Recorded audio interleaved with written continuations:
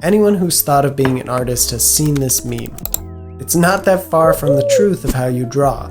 It's what's considered as moving from general to specific. What you may not know is that you can apply it to how you learn to draw, to help you learn complicated subjects like anatomy, perspective, or lighting, and make them much easier to absorb. Let me show you how.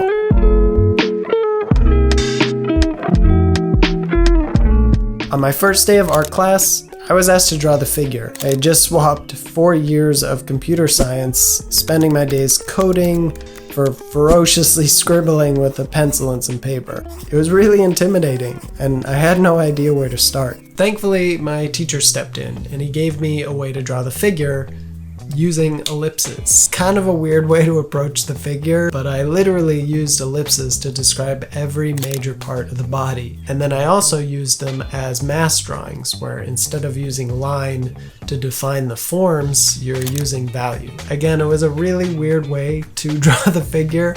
I don't think it made me any better at figure drawing, but it helped me approach it, which I was struggling to do. It made it a lot less intimidating. It wasn't until a full semester later where I actually got to experience this concept of general to specific, and it really wasn't described that way at all. Only problem is I literally, for the life of me, could not figure out how to fit the figure onto the page. Every time I started drawing, I would just make it bigger and bigger. I always started big, even when I intended to draw small. And I was on the big 18 by 24 paper too, so I had the space. My teacher noticed my struggle, instructed me to draw a triangle first, so they had to fit on the page. It only took one drawing for me to finally fit the figure on the page and fix my problem. I had no idea that I had really just been exposed to that concept of moving from general to specific. I still had to wait a couple years until I was taught this concept in an actual classroom in one of my favorite classes, VisCom, or Visual Communication. Finally, I understood what it was to draw from general to specific, and damn did I make some of the best drawings that I ever made in that class. It was fun, it was easy, and it gave me a huge leap in skill and understanding. The idea is simple. When you have some complex subject to draw, you don't start with the details. You define the essence of it first and build on top of it.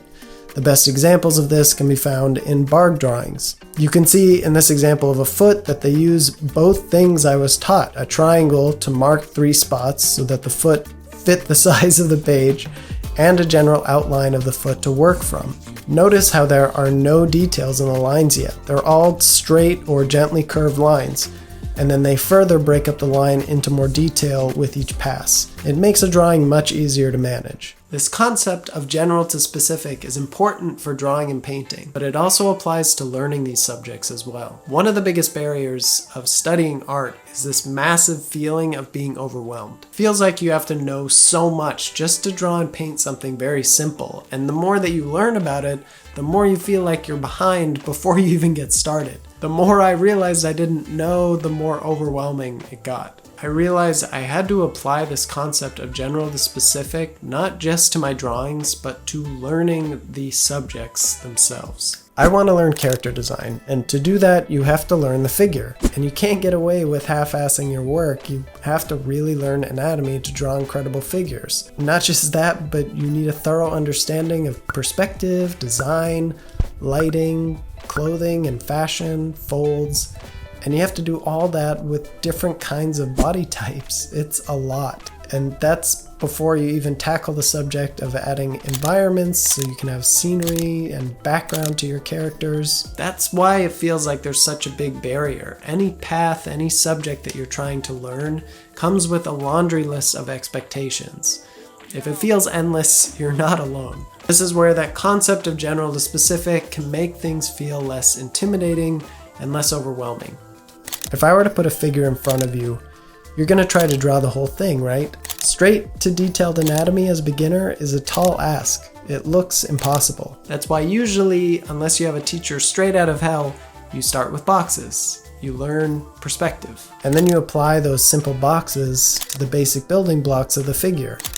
As you start learning anatomy, you can layer it onto your knowledge of basic shapes.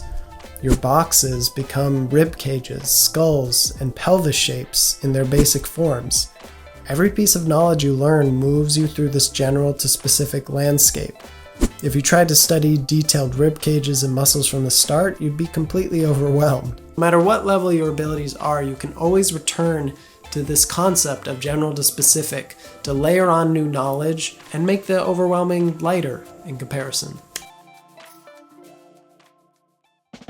Character design is what I'm super into, so I'm going to use that as an example, but if you have other subjects that you want to learn, let me know in the comments below and I can help you break it down. So here's 3 layers of ability, moving from that general to specific concept, pursuing an interest in character design. As a beginner, as an intermediate artist with a good amount of artistic skill, and as a pro with artistic prowess and serious skill under your belt. No matter the level of your abilities, this concept will help you break down what you want to learn in manageable, bite-sized portions. You'll learn faster, more efficiently, and maintain a positive and healthy mindset throughout. Just remember, if you want to learn to draw or paint anything, move from general to specific. Not just in the way that you capture the subject, but in the way that you learn and study it as well, and then add that knowledge to your creative tool belt. That's all for today's episode. Thank you for tuning in. If you're struggling to learn a subject and you need help breaking it down, just leave it in the comments below. Have a happy and healthy creative process.